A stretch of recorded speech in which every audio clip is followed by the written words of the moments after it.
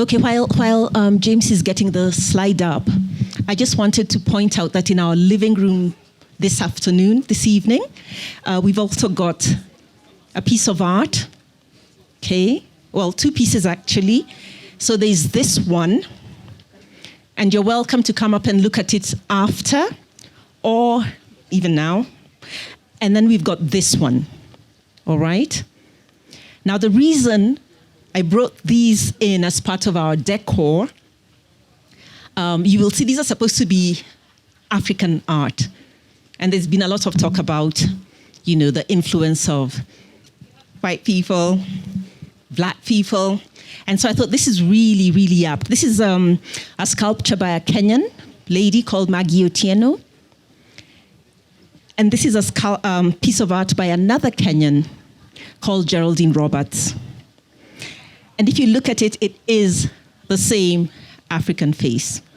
All right? And here I am trying to answer the question that was left hanging at the last session, for those of you who are here, and that was asked by Ngatia. And Ngatia put out there, do it like you. Yeah? Do it like you. He was saying, why are we always trying to imitate? Do it like you. Now, the question I'm putting at the beginning of our session as we start is, but who are you? But who are you? And what this art is doing is it's helping us to ask that question, because Geraldine is a white Kenyan who has taught Kenyan artists for years at the university. And so when people produce art, and it's authentic art, okay, what is that art? So that's one of the questions, and you can come up and look at this after, because and I didn't buy them together, and I hadn't even noticed that they were the same face when I bought them, okay? But this is one of those questions I would like to ask about identity. Now, just before we start, and just before I introduce the panel, okay, James, what's happened to my slide? Okay, we were so prepared. James had a slide up there of Prince, all right? And we've been playing Purple Rain, for those of you who know. I'm a Kenyan born and bred, and I grew up on Prince. Okay?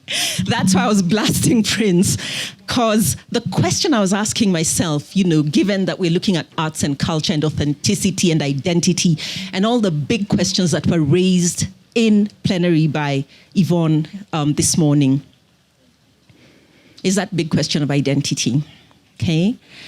Now, for me, and we're looking at, of course, arts and the creative industries, okay?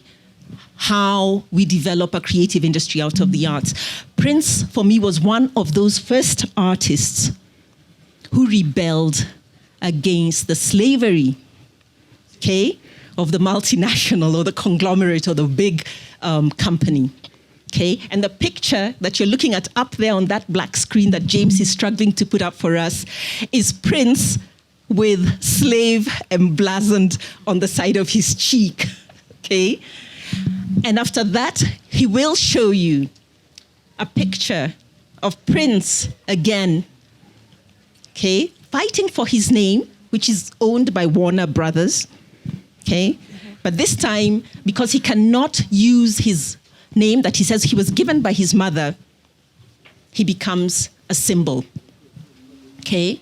Whether it's the love symbol, whether it's the ankh, whether it's the Christian cross, he becomes a symbol, all right? And all this is, of course, the quest for identity. And ultimately, then in the last picture that you will see when James manages to get it up, is Prince in a mask, okay? And he did this when he did a song called Count the Day, which we're not going to play, but which you can Google. And, with this, he was, ultimately, the invisible man. I don't know what he wanted to portray, the invisible man, because he's been erased. He's been erased. And of course, the fight was that he was so creative. He was so prolific. Prince's music library, he could put out an album every year. And this was not good. This was not good. Okay? So here we'll be talking about creativity being policed, creativity, doing all manner of things. But for me, I thought Prince was a wonderful example because it shows, for me, aspiration towards diaspora. When I was too young to even know what diaspora was, we just danced to Prince. I don't know what the affinities were. Yvonne, we had not even examined what they were, but we just knew that there was something that spoke to us. Now, if Prince played rock, and you'd say Africans do not do rock, there we were. All right? So those are some of the questions that I'll be looking at. Now, the second reflection I had came out of the keynote this morning. And this is reflecting again on the creative and cultural industries. And Yvonne referred to this, that this week we lost a national leader and statesman and cultural icon. And this is Raila Odinga. Now, the cultural fanfare and national outpouring were punctuated by his signature soundtrack. I don't know if any of you is from Kenya and can remember what that signature soundtrack is. Jamaica Farewell. It was Jamaica Farewell. Harry Belafonte, Calypso. I mean, this was on the national stage. And I don't know how many people reflected and wondered why this cultural icon in his village is being buried to Harry Belafonte. But I just wanted us to reflect that Harry Belafonte's Jamaica Farewell was the first LP to sell over 1 million copies. LP is long play record for those of you who don't even know what an LP is, because some of my students I know always say, yeah, that's way back in the day. So a long play, he was the first, okay, in the US to have this. But this was our national soundtrack as we buried a cultural icon that the art knew no borders. The art knew no borders, okay? So I wanted us to think a little about these things as we go. And then just going back to Prince, James, could we have Prince, please? And just going back to Prince briefly, I wanted to say that in the 90s, for the Kenyans, we had a girl band. We had a girl band called Musically Speaking, okay, based in Nairobi. Oh, we'll get everything but Prince. But we had a girl band based in Nairobi called Musically Speaking. And one of the things that they did do, okay, was that they visited Prince's studio in Paisley Park in Minneapolis, all right, as part of a cultural exchange. Thank you, James. One of our panelists today, what was I going to say about one of our panelists? No, anyway, she's not here now. But they visited as part of this. One of our panelists today, who unfortunately is not here, what they look at is exchanges, cultural exchanges, music exchanges today, all right? And I was just throwing us back that back in the 90s, these young women visited Prince's studio already. And of course, for me, the interesting thing was that they did visit courtesy of the US State Department, something I do not think might be possible today, but that's how it happened, that it was actually official, that we did have these exchanges arranged by governments. Now, my name is Garnette Oluoch-Olunya, and I will be moderating this wonderful panel, and they're going to help me reflect on some of these issues that I've raised using those illustrations.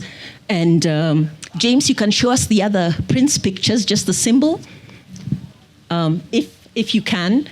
And then the last one, that was Prince, or that was the artist formerly known as. And then the next one, please. And that's him performing. Now he's totally, covered his face in the mask. Fighting business. Okay, yeah.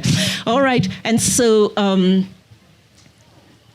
what I'm going to do is I'll start from, my far left.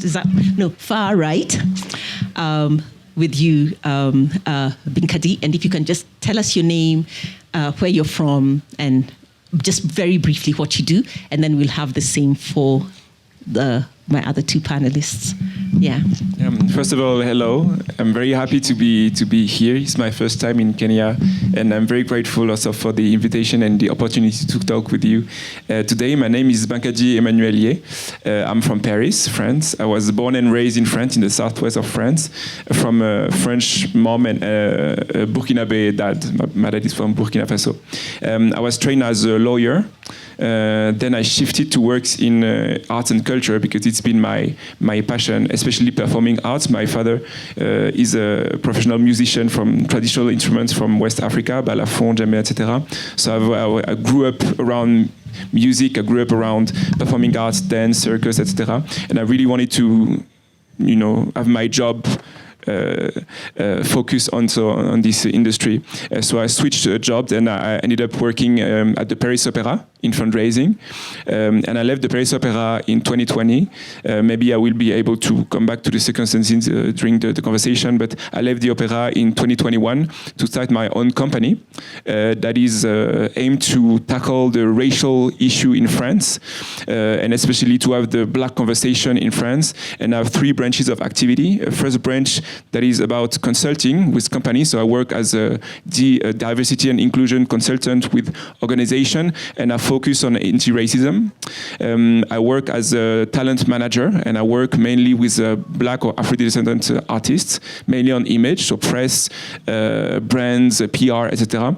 And I also have like a more creative activity, and I work on developing artistic and cultural projects that highlight the history of black and Afro-descending people in the French history. Thank you.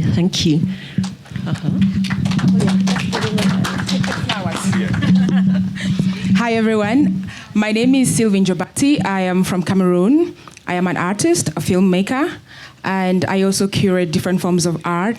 And I do this in order to enhance dialogue and conversations on very complex topics, such as the question of restitution, decolonization, slavery, racism.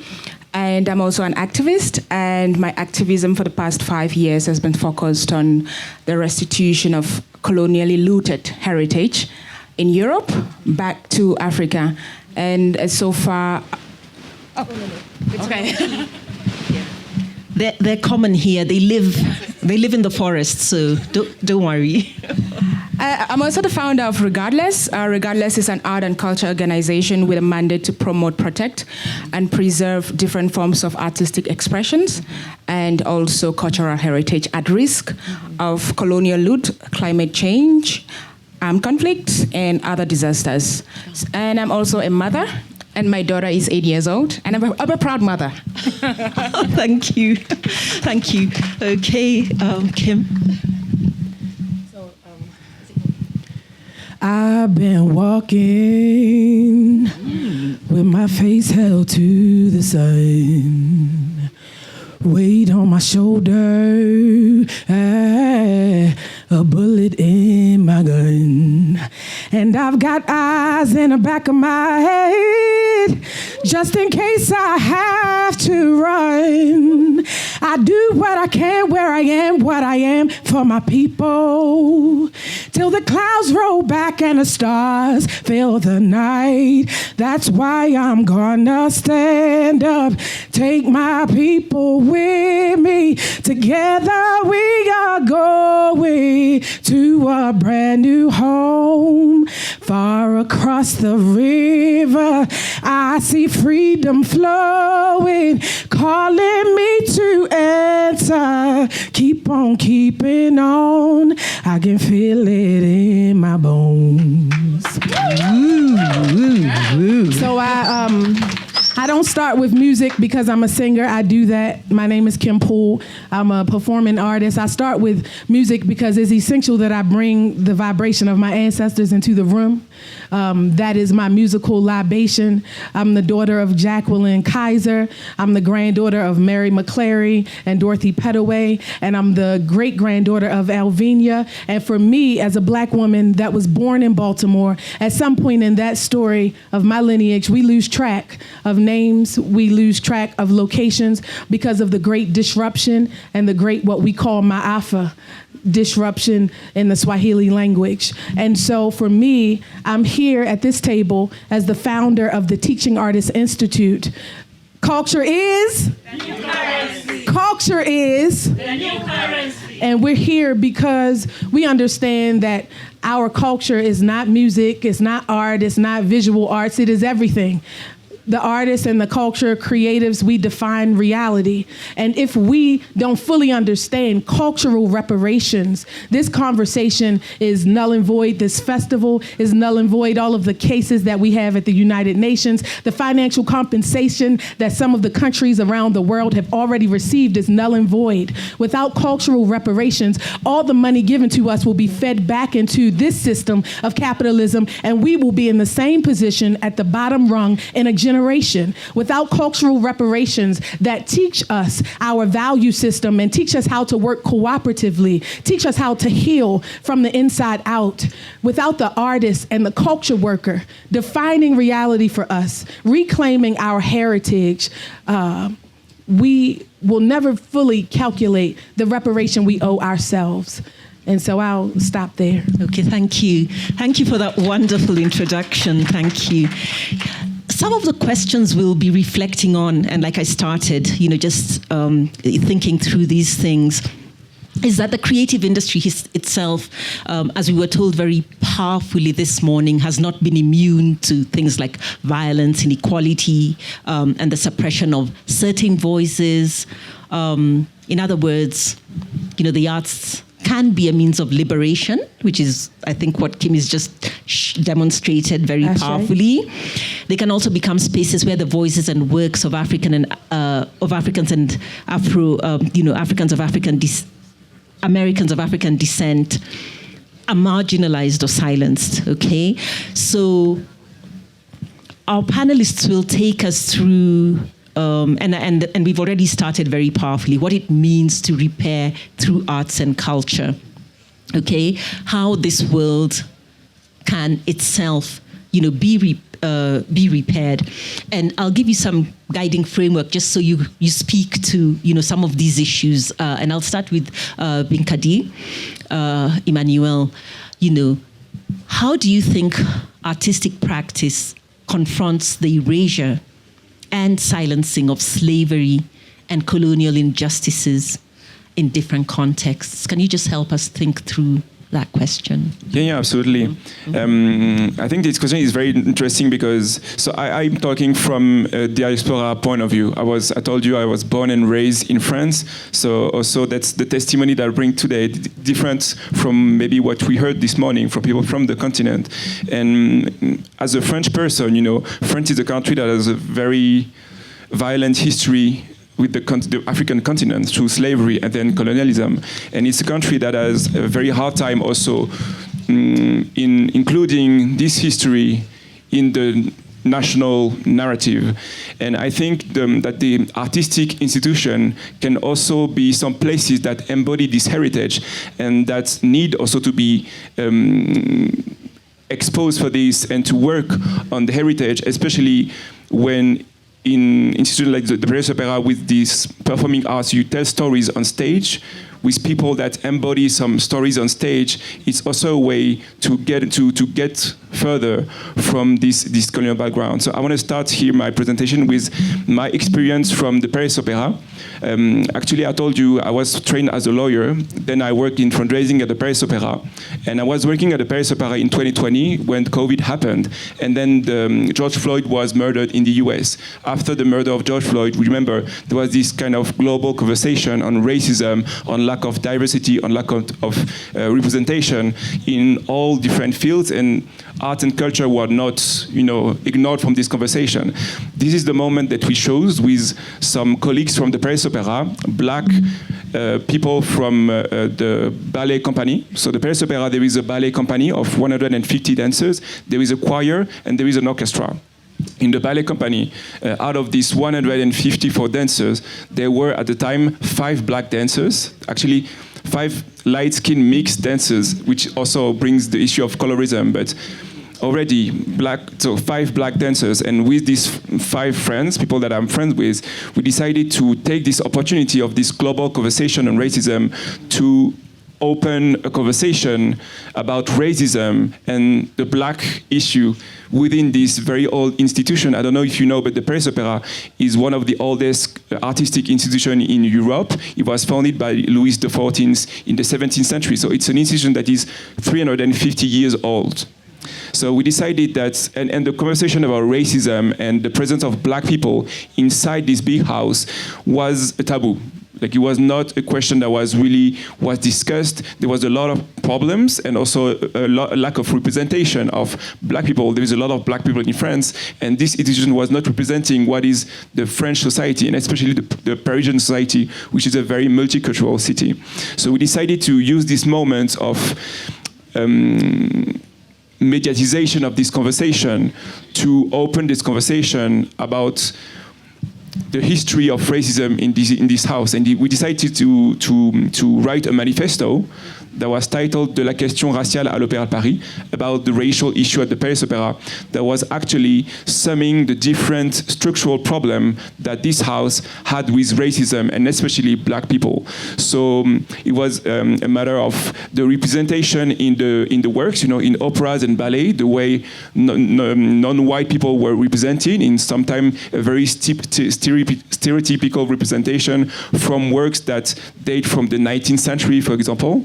It was the matter also of hair and makeup for black artists, that the staff that was taking care of hair and makeup in the house was not trained to take care of black skin, black hair, etc. It was the matter also of the tights, of the dancers that were supposed to be of the skin color, but actually match the white skins and not the black skin. And that was also the matter of the representation. As I said, France is a very multicultural country because of colonialism, and Paris as a city is a very multicultural city. If you go out outside of Paris in the metro, in the street, you can see people from very different origins. And the different artistic formations of this house, the ballet, the choir, the orchestra, were not a good representation of what the Parisian society is. So that was actually our moment to open this conversation. It was 5 years ago. You can guess that it was a big moment for the institution, because that was like a conversation that was silenced until then, and it's opened the conversation, and it forced the opera to start finding solution to be more inclusive and also to portray non-white people in a less racist way. So I think that's, for me, a good example of using an artistic institution to question a country, because the Paris Opera has a special place in France. It's one of the oldest cultural institutions of the country, and it's also one of the most renowned internationally. You have a lot of people, tourists, come to Paris to go to the Palais Garnier to see opera, etc. And ballet itself, as a form of art, is a very French form of art. It was invented by French people in the French course in the 17th century. So by addressing this conversation and by making sure that this conversation is started by the people that are in the center of this conversation, so that the black people themselves choose to be vocal about this in this institution.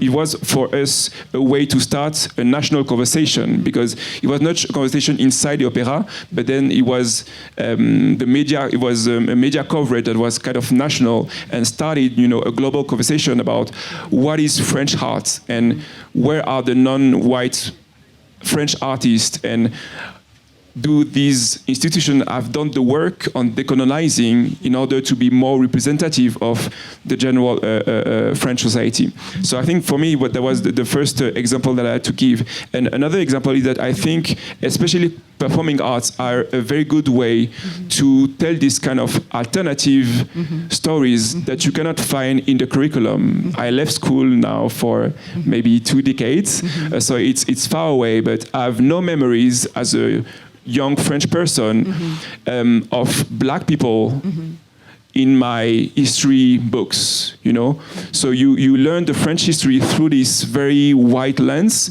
through this very masculine lens, as if, black and brown people have not contributed to the history of this country. And this is a problem. This is still a problem.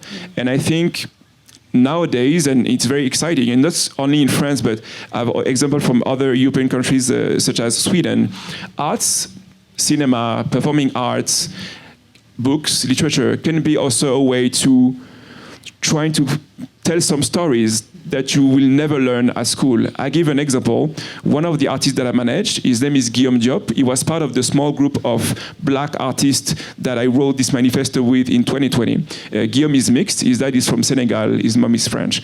At the time, he was the youngest of the group. And after the COVID, his career took a turn, and he was promoted as a principal 3 years ago. So it's the first principal is the highest rank in the hierarchy of the Paris Opera Ballet. Like Misty Copeland in ABT. I don't know if you know about Misty Copeland.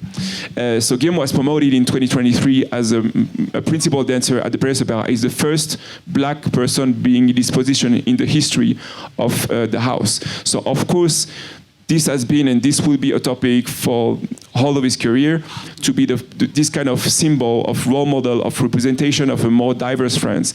But what I say is that, of course, Guillaume can get political in his image. So he does a lot of interviews, etc., where people ask him what it is actually to be this role model. What are the problems at the opera with being black, etc. But I think one of the way that he finds the more convenient and the more exciting to change also the narrative and to shake a bit the conception about ballet is actually to participate to work of art that's going to shift this narrative. He was, for example, he was part of this ballet that was created last year in Sweden with the Royal Swedish Ballet, just national ballet company in Sweden.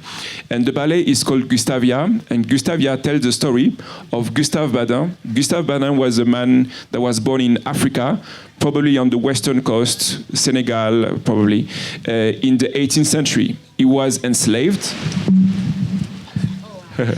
He was enslaved as a young kid, and then he was deported to this Danish colony in the Caribbean. And as a teenage, he was captured by the Danish to be sold as a gift to the Queen of Sweden. But the Queen of Sweden was against slavery, so she decided that she would adopt this kid and raise him as her own child. So he was actually part of the royal family, and yet the same age of the older son that was meant to be the future king.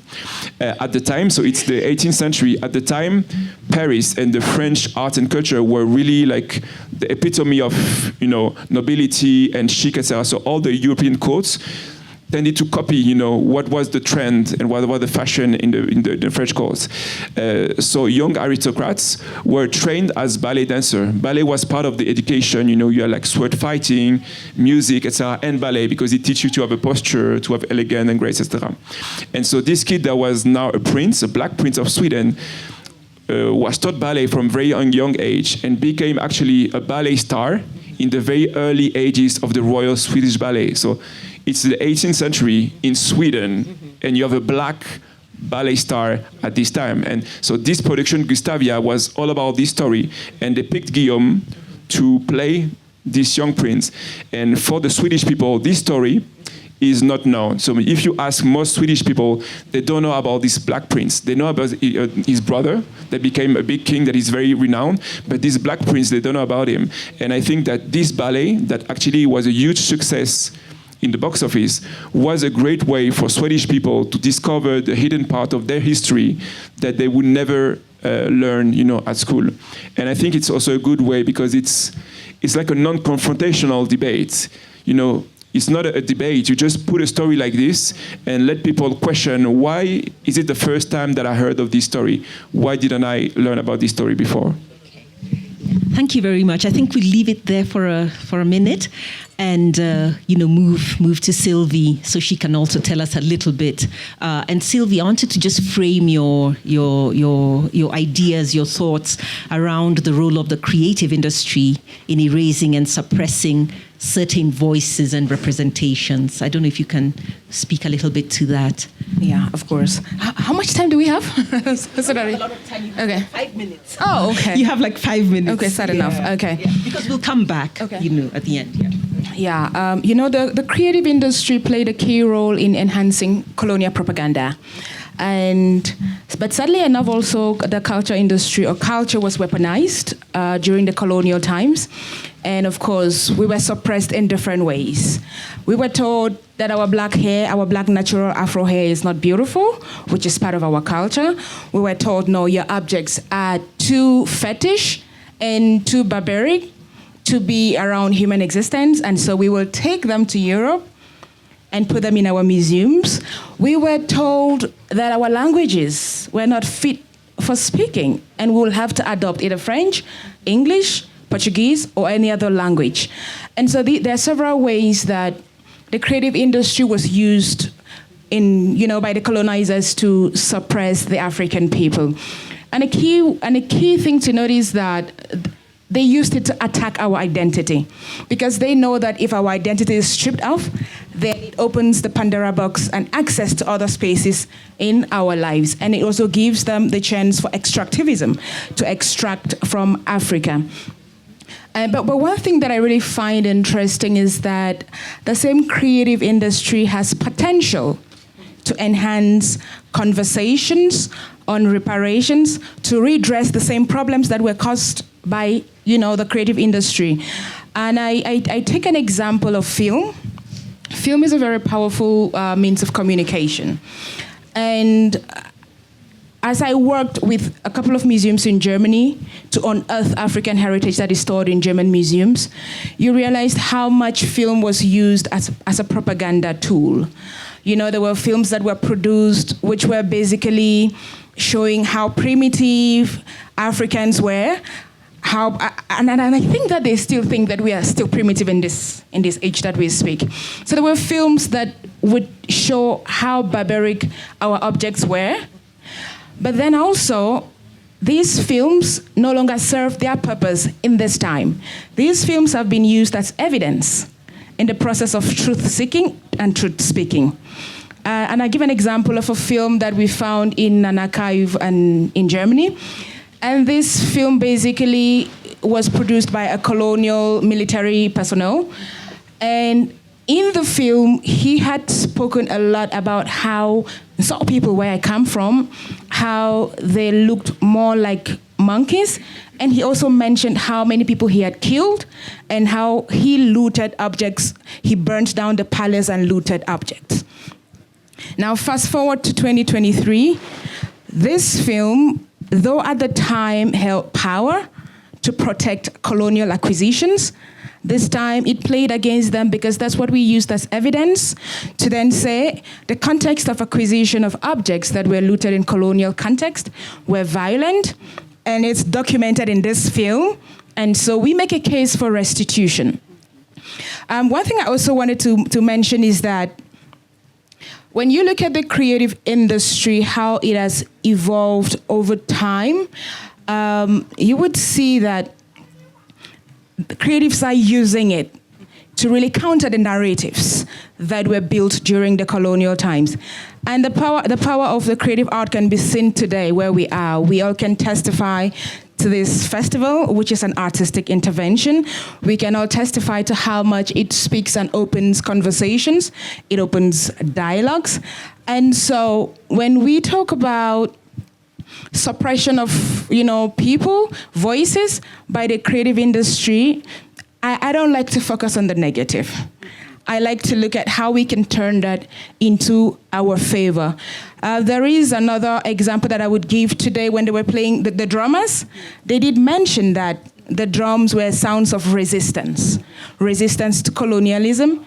But not only that, but also a call for reparations, a call to action to each and everyone that was there. That is a form of creative art. And we are using it today as artists to speak to the communities, to speak to people, to speak to even policymakers, to say in different ways, in a universal language, because art is a universal language, to say that we will keep resisting, because I believe that resistance is a form of repair. Because if you do not resist, no matter how much you try to repair, then that it keeps coming back. And so look at how we all pulled up today. Most of us are wearing some sort of an African, it's either the fabric, either the jewelry, either shoe, some sort of fashion that represents our culture. It may not be 100% indigenous, but it has Africa. You can see Africa in everyone that is here. It's part of resistance. It's part of resisting the suppression that was done using the creative tools. We are saying that you think our hair is barbaric, but we can pull up to it We can pull up anywhere with it, and we are comfortable and we are fine. So when we look at the creative industry, I think that the power it possesses to inform people is also very important. I was just having a conversation with one of the participants, and I was saying that you cannot repair what you don't know.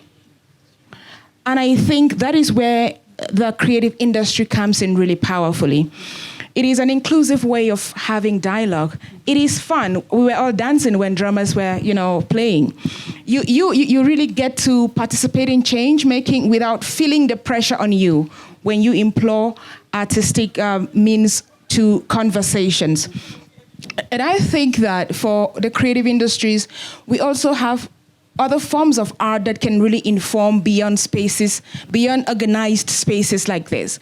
We have different forms of art, such as graffiti, where in some countries and in some communities, you would see graffitis on the wall that is a way of unsuppressing, let me put it that way, the voices of the communities. We also have street art. We've had different sort of performances. We have street theater.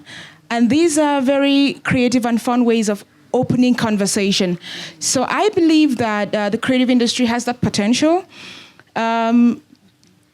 Despite its contribution to suppressing during the colonial times, but this time the creatives have taken it upon themselves that this is our time, and the same tools you used to suppress our voices, we will use the same tools to speak out to people. Thank you. Yes. Thank you very much.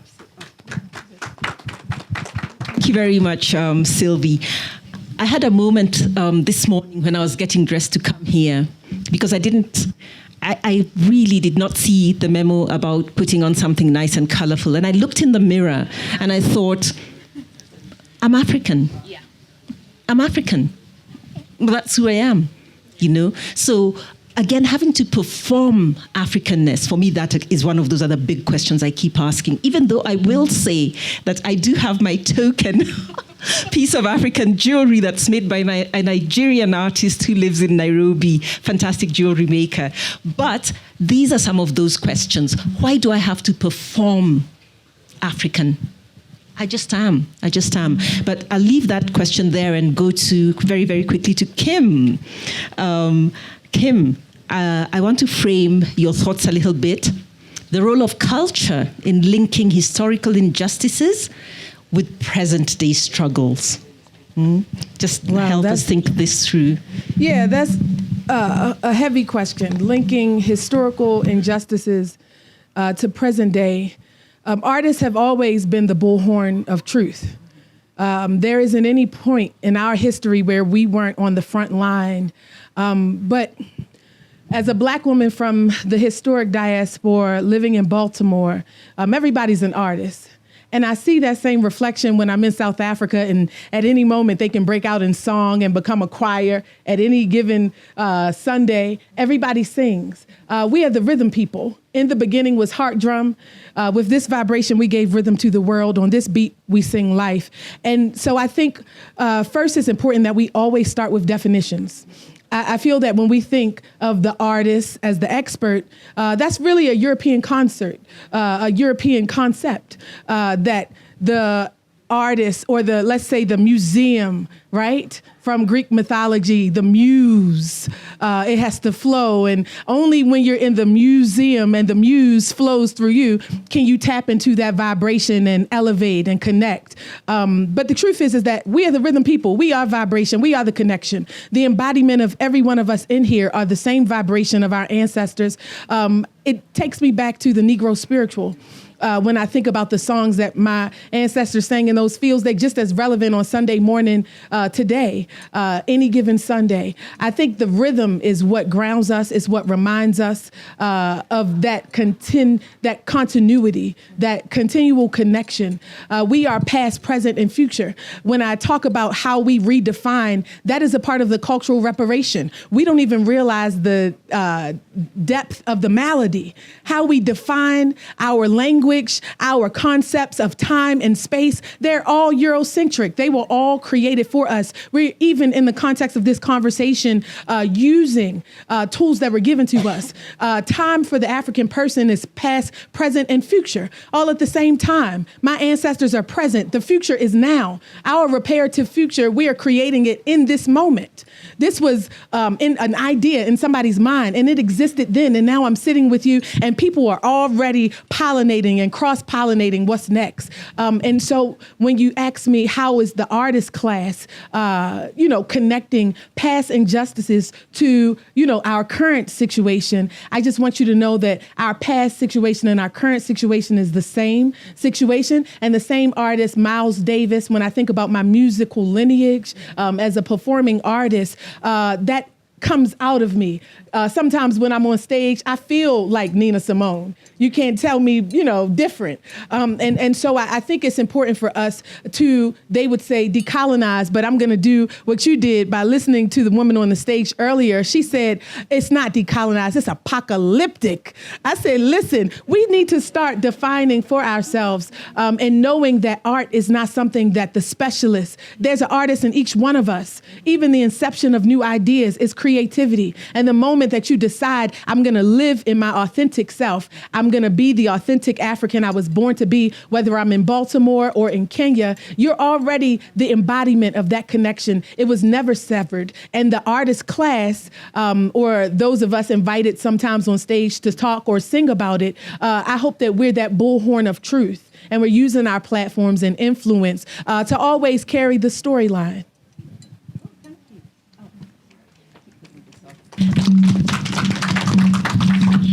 I almost feel inspired to sing, and, yes. and I'm thinking Janet Jackson, and I'm thinking we are all of the rhythm nation. Yes. Yeah. So thank you very much. But I think very quickly now, because time just seems to fly, I will turn to the guests here, so that we have a bit of a conversation. If we could have a few questions or comments, before we go back to the panel to kind of wind up these ideas around, around art. Does anybody have a burning question? Oh, okay, yes. Hi, do you need a mic? No. Who can? Oh, I can take this to them. Okay. Just take this mic. There we go. Initiative. Let's go. Okay, thank you so much. I love this conversation, and literally that it's focusing on the skills and the ability of the artists to really change the narrative. In Africa, you realize that they almost have no regard or no respect to artists. Perhaps they don't value them, and they don't think they are so much of importance in this struggle.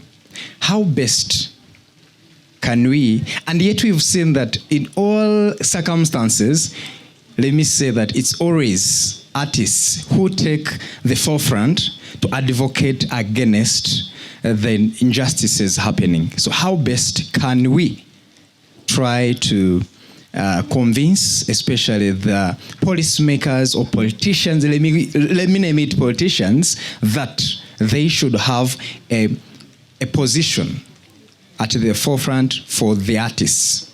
And again, to the other hand, we are having a challenge amongst the Africans on the continent. I don't know if it's due to the media or whatsoever, that the media so much publicizes, advertises, and uses the performances of the artists from the other race at the expenses of ours. And we eventually find out it's eroding and taking away of our culture, and we eventually start imitating and believing and behaving like what we watch. To an extent, nowadays, our children, our siblings are being raised by the TVs and whatsoever. So how best can we develop our local or African-centered industry to influence our thinking as a race? Thank you. Okay. Yeah. Thank you very much. Do you have any other questions? So I just want to say thank you so much to all the people in the artist industry. They are really doing as well, and it's only that they've never been recognized, but I just want to salute all of them. They entertain, at the same time they educate. I'm talking as a policymaker, and I think what we are missing in this space is the policymakers. When I look there, at the front there is no policymaker who is really going to take the conversation to the highest level. I think as we get the communique after tomorrow, I'm very sure it's going to reach the relevant offices so that there's some implementation which needs to be done to make sure that we realize the mandate, or rather the objectives and the goals of this Wakati Wetu Festival 2025. Going back to the national government and the county governments where I work, I want to believe that when the white people came, first of all, they distorted our education system, and both the formal and the informal education. And currently, we are doing CBE, that is not even ours. It is a borrowed curriculum. And I want to believe that if we are doing CBC, why don't the curriculum developers give us arts and culture in the curriculum? Okay. It is just a proposal. Secondly, culture is a devolved function. You realize that both the national government and the county government don't take culture serious, and they are not funded. So even getting resources to fund activities related to arts and culture is a tall order. Thirdly, we have religion. Okay. As you organize for your event, and I'll ask you to just keep it brief. Bring religious people still to the table so that we get this conversation right. Okay. Last but not least, we need to take this conversation to the grassroots level. Let it become a movement there, because culture is our pride as African. Thank you. No, thank you very much. Thank you. I think just to reassure, and because I'm the one who comes from Kenya, just to reassure the last speaker that I also sit at the Go Down Arts Center, where they're involved at the moment on working on cultural policy for Nairobi, and that we have actually been involved. And yes, there's no money, but we work with partners. And I think after Yvonne's intervention this morning, one is very conscious of everything, but we work with partners, and we have done with UNESCO some work on, and our national NatCom, some work on the ground to prepare for the devolved function of culture, which of course is embedded in our constitution, albeit in one line, culture is the foundation of the nation. But I think we had one last question there, and then we'll come back to... Thank you so much. My name is Bitboxer Skutam, representing TAI, Teaching Artist Institute. My question is about the culture of the language. The language we are speaking, African languages, are being hated in most of the schools. And then bringing up suggestion of Chinese language, the French language, and also there's another language. So once you speak the language, you have to speak your mother tongue language, you have been given a punishment. This was happening way back, it's still happening right even today.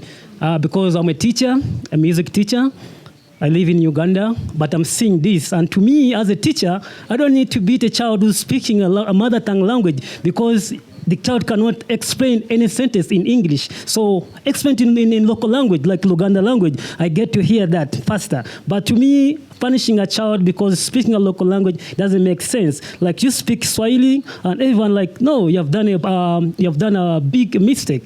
We need to embrace our mother tongue language, Swahili, Acholi.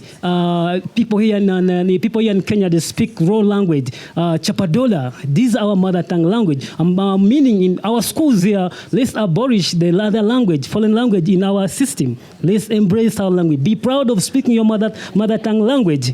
This could make a lot of change, but even today, there's still a lot of forces of us speaking local languages, speaking English languages, other language, foreign language. If this is like too much insane, it will kill us. And then that's why it's very hard today to find a family where a child can speak a mother tongue language or a father tongue language. It's very hard. They're all speaking a little bit of Swahili. Unajua leo, I want to be somewhere, and then unajua mama leo tunaenda nini kwa last town.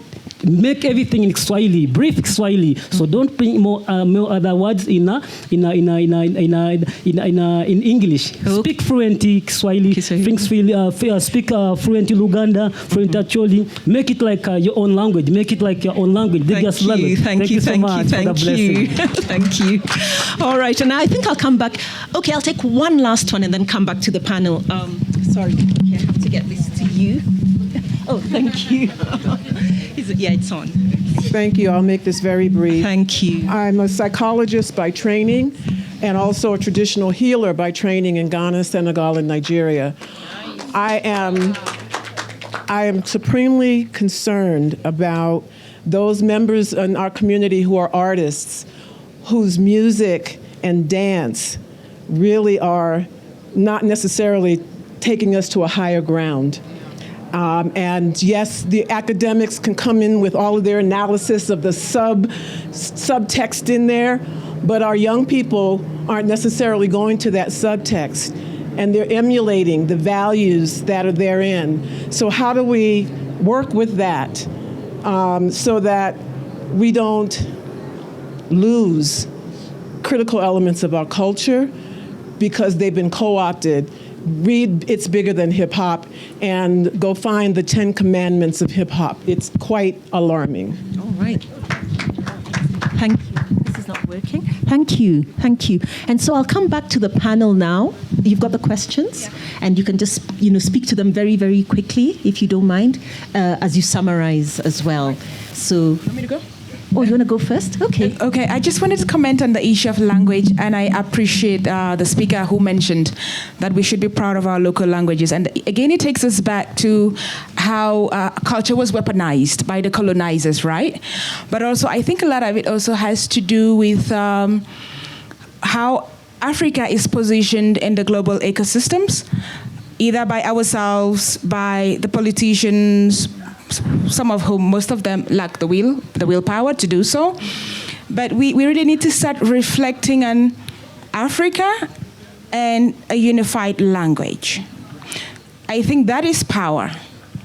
Because right now, in Cameroon, for example, we have more than 230 languages.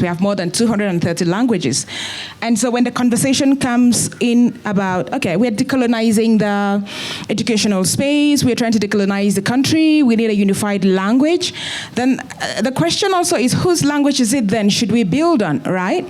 And if we build on that local language within the country, now when you step out of Cameroon and you come to Kenya, it's Swahili. You get, so there's some of these undertones that I believe we need to really start having conversations at a larger scale about language. Language is a very, very powerful tool. I always say, as a Cameroonian, I have the opportunity, I don't know if it's an opportunity anyways, to be able to speak and understand French, not so well though, but English as well. But also in our systems, you realize that I study in English from primary school right to university, but if I have to get admission in the United Kingdom, then I need to write IELTS or TOEFL, which I find really weird because this is a language that has been imposed on me. I've studied in this language from the beginning of my childhood to adulthood. And so I think it's also about global positioning.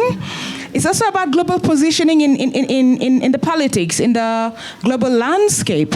I think our African leaders, and I was very glad when Yvonne really stood up to the AU and really questioned what the AU is doing, or questioned some of these position papers that are flying everywhere, I must say. I think I found that really very, very powerful, because the African Union also plays a key role in, synchronizing the efforts of the different communities and countries. I don't see them at the central point of trying to help the situation. But I encourage everyone that your mother tongue, like he said, is your first language. I know we do that a lot. They ask you, what's your first language? You say English. Please reclaim it and say your mother tongue. That's something that I always do. And I know it landed me in trouble in some places, but that is also part of asserting our culture by being proud of our language, by connecting to our origins, by connecting to our roots, by connecting to our culture. And language is a key part of that culture. Okay. Oh, thank you. Thank you. I think we'll have you next. Yeah. Yeah.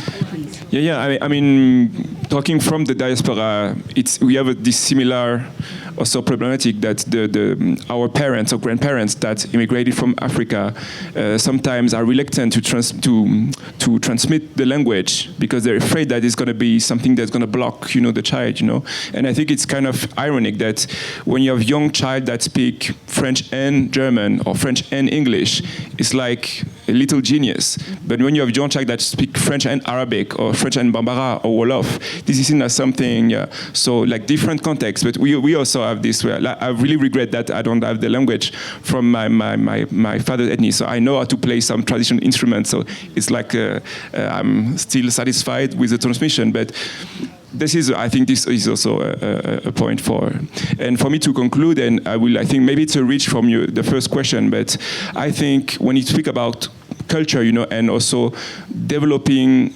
through culture and arts our own stories, our own identities, I think it's also important to explore the diversity within this Black conversation. This is African and Afro-descendant conversation, because we're still in a very globalized world with some very strong cultural imperialism from the US. And I think actually us in France, Black people in France, if you go in the street and ask people randomly to cite one or two names of Black people that have made history, they're going to say Martin Luther King, Rosa Parks, Angela Davis, Malcolm X, the Black Panther, but they would be unable to cite a Black French, Franz Fanon, Aimé Césaire, I don't know, there is plenty of them. And I think that's also our struggle within the Afro-descendant and African and Black community, name it as you want, to also sometimes just take distance and focus on what's our history, because the history of Black people in France is not the same the history of African Americans.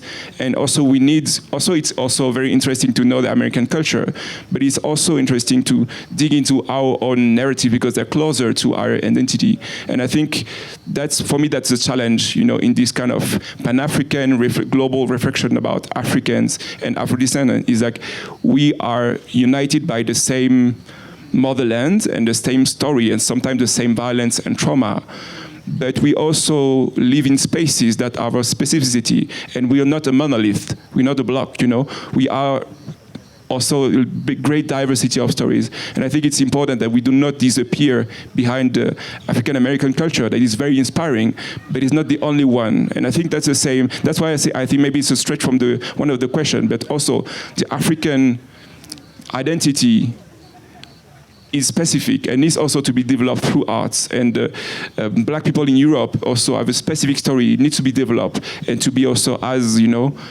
spread and also as developed as the African American history. Okay, thank you very much. I think, Kim, I'll leave you for last. So I'll just speak and then I'll give her the last word. And I just wanted to reflect and connect back to some of what was said on the stage earlier. And I kept thinking of Professor Somet Yopokoreta, who said, he referred to Cheikh Anta Diop, and in France in 1949, made a proposal for a thesis, The Cultural Future of African Thought. The cultural future of African thought. And of course, I don't think it went, I think you went to the Sorbonne, it didn't go anywhere. But when he talked about patriarchy and matriarchy, then he got his PhD. But, the idea of thought, that people are thinking that artifacts are connected to thought systems. They don't just exist, even when you're talking about repatriation. These are some of those threatening ideas that Yvonne was putting out this morning. But I didn't want to finish without mentioning Sir Hilary Beckles, from the West Indies, because I know he has made a spirited fight over time and with the AU for what's it called? Not repatriation, restitution. There was a meeting in Durban, and it was referred to earlier, by the gentleman from the AU. And at that meeting, he insisted they had to talk about restitution. And the AU decided no. They were focusing on the African Renaissance. And he said that was the great Durban betrayal, and he's been fighting since. And for me, in 2025, that we are here talking about what he has been campaigning for so long, I really think is saying something. Lady, the mental health of our young people is one of the huge subjects right now, precisely because of what you're talking about, rubbish in, rubbish out. It's a huge problem, and I don't know if Kim will speak to it. But I think I will leave it there and ask Kim to actually share the last reflections and actually close the session, and to thank you all very, very much for your participation and for us beginning to think about some of these huge, huge cultural issues. So thank you very, very, very much. Kim, you can respond to, pardon? Kim just gave me permission to say something. I really wanted to react 1 minute. Yes, 1 minute. I wanted to react to her point of we need to have religious leaders here. That is very true. I have had the opportunity to visit objects looted in religious context, let me put it that way, by the Catholic Church, and you cannot even begin to think about it. And this looting was also accompanied by crimes that were committed by the Catholic Church. And you would see in one of the presentations, I think was your presentation, you would see the complicity of the church in some of these colonial crimes. So I strongly believe, and if there is any organizer here, to really make sure that the church is involved in these conversations, because they're also going to be repairing. We will be asking them to pay reparations of every form. Yeah.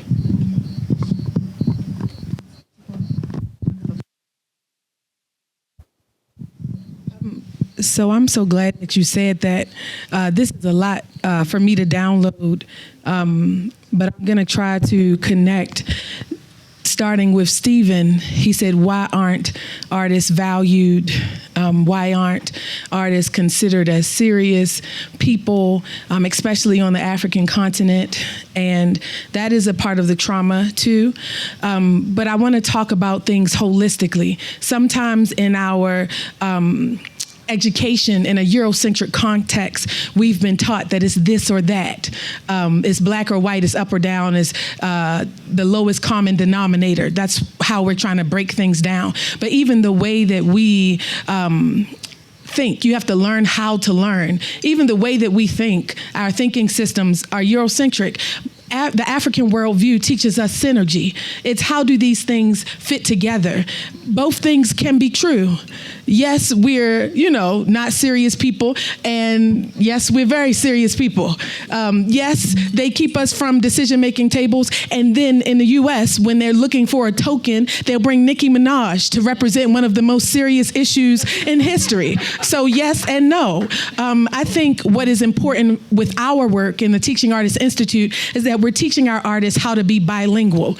It means that you need to be proficient in your art, but this is a double work, and you can do it. My ancestors did this and more. You also need to be competent in the areas. And to speak in real time, just for the sake of this panel, I don't like the fact that in conversations they relegate artists, especially at a reparations festival that is focused on art and culture, in my opinion, to the hired help. We know the issues, and just to make sure for the record, we understand, and if you're in the audience today and you don't, the United Nations created, a basic framework for the right to remedy, and some of us just don't know the basics. Reparations means that we're asking for compensation. First and foremost, a check, right? And even though my organization says that culture is the new currency, that's an internal conversation. That's us with us. That's not our conversation that we're having with them. Martin Luther King said, I'm coming to get my check, when he was at the March on Washington. When you said, our leaders, and shout out to you, thank you for noticing the grind, but we see you, Frantz Fanon. And I want you to know that Shenk Akta Diop has shaped some of our connection to the continent, and that deep dive research that we've needed to connect us to Kemet and beyond when we think about So we see you, friends, and we know what y'all doing over there, and we're glad that you see us too. Having that been said, when we talk about being bilingual, again, for the sake of this conversation, we said compensation is first. Next, we're talking about satisfaction. We're talking about restitution. We're talking about guarantees of non-repetition. I want us to get into it because so often artists are able to float because we can create and we don't have a strong foundation of the basis. But I want you to know the basis of the reparations conversation so that you can create in the context what we need. And so you asked, why aren't we taken as seriously? It's because we've been exploited. And it's also the malady that's within us. We've seen artists as not the serious people because we had to be jucking and shiving and somebody else's entertainment. And so if you didn't want to be the objective of someone else's objectification, if you didn't want to be their entertainment for the night, you said, I want to do something that's serious. I don't want people to see me as the hired help. And so I think it's important to always remember how we got this way. But there are a few things that I wanted to say. I'm not going to proselytize, but there are some things that our organization are working on that aren't abstract. Yes, we're talking about the issues, but I want to make sure that you know how to get in touch with us, how to actually get involved in this work. If you're an artist in the audience tonight and you don't want to be not taken seriously, if you want to be taken seriously, let us help you learn how to do that. We were in the Vatican at the Roman Catholic Church. You mentioned the interfaith dialogue. We were there facilitating it. Artists are the facilitators. We are the MCs. We are the connectors. That vibration is real. And we took it African Liberation Weekend into the, I'm not going to call him the devil. Oh, did I just do that? It's too late. Right. We went into the devil's house and we had that conversation. And you know what I saw when I got there? I saw us. I thought I was preparing for a fight.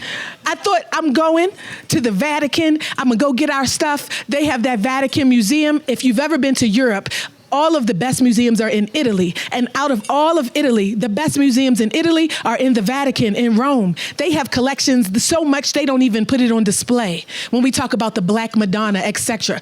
And so I went there going to get our check, going to get our Black Madonna, talk about our restitution of our artifacts.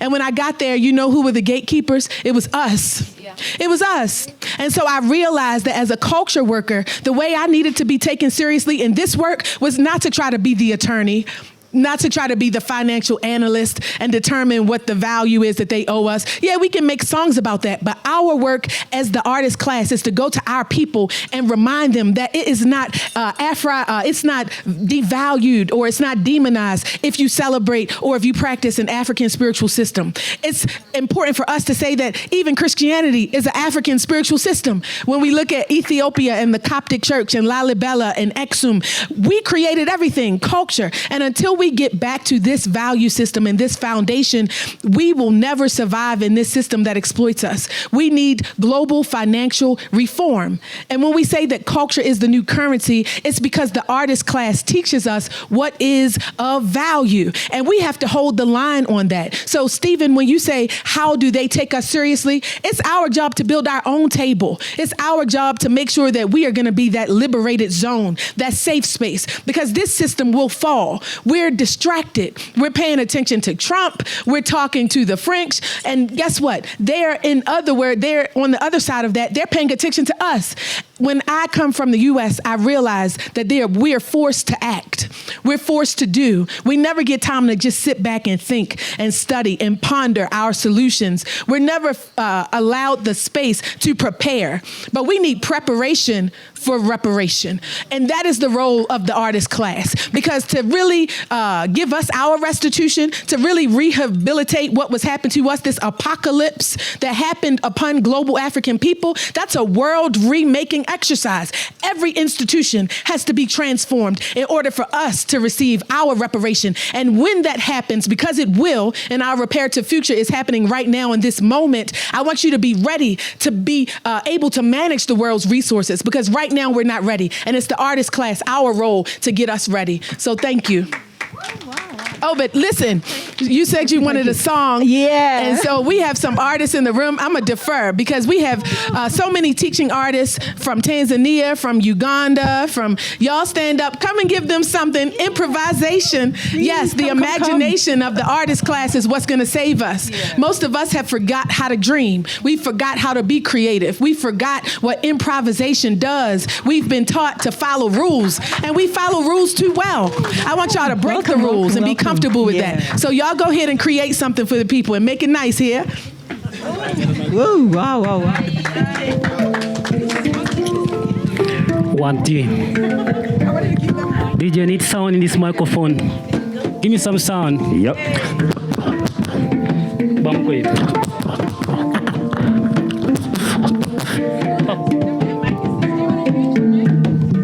One T.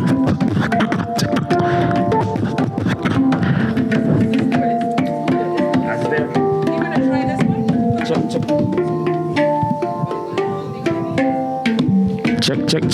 Give me some bass. Ladies and gentlemen, where I come from, we be happy. And when we be happy, we sing.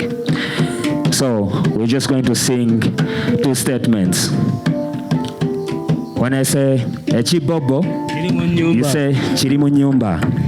When I say Echibobo, Chirimunyumba. Echibobo, Chirimunyumba. Echibobo, Chirimunyumba. Django Chirabe, Chirimunyumba. Django Chirabe, Chirimunyumba. Okay, another one.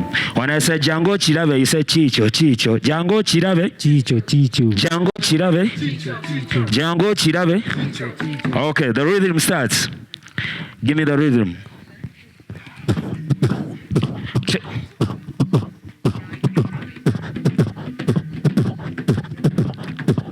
Echibobo,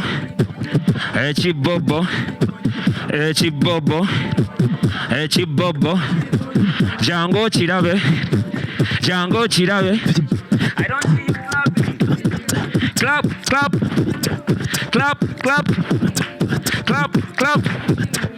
Echibobo, Django Chirabe. Echibobo,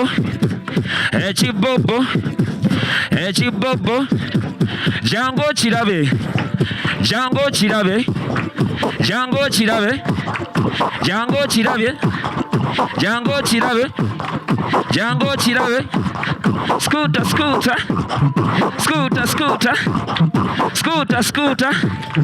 Django Chirabe. Show us, brother.